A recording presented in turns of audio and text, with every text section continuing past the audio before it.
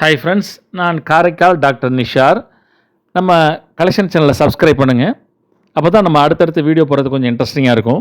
ஃப்ரெண்ட்ஸுக்கு ஷேர் பண்ணுங்கள், லைக் பண்ணுங்கள்.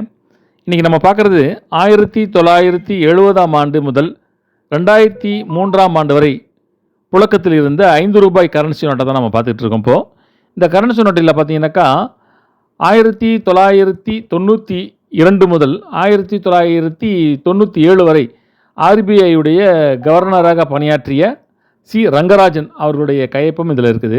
அந்த நோட்டை தான் பார்த்துட்ருக்கோம். இவங்க ஒரு சிறந்த கல்வியாளர், கணித மேதை, இப்படி பன்முகத்தன்மையை அவங்க கொண்டிருக்காங்க.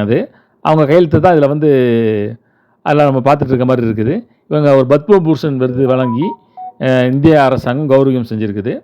இந்த நோட்டுடைய முன்பக்கம் பார்த்தீங்கன்னாக்கா ₹5 என்றும் அசோக சின்னமும் அதில் பதிவில் இருக்குது. மறுபக்கம் பார்த்தீங்கன்னாக்கா ஒரு உழவர் டிராக்டரில் வயலில் உழுவுற மாதிரியும் சூரியன் அஸ்தமாகிற மாதிரியும் அதில் பதிவு செஞ்சுருக்காங்க. ரிசர்வ் பேங்க் ஆஃப் இந்தியாங்கிறத பதிவு செஞ்சுருக்காங்க. ஒரு இன்ட்ரெஸ்டிங்கான கரன்சி நோட்டு. அநேகமான பழைய நபர்கள் இந்த கரன்சி நோட்டை பயன்படுத்தியிருப்பீங்க, புழங்கியிருப்பீங்க. நீங்கள் அதை பற்றி கமெண்ட்டில் பதிவு பண்ணுங்கள்.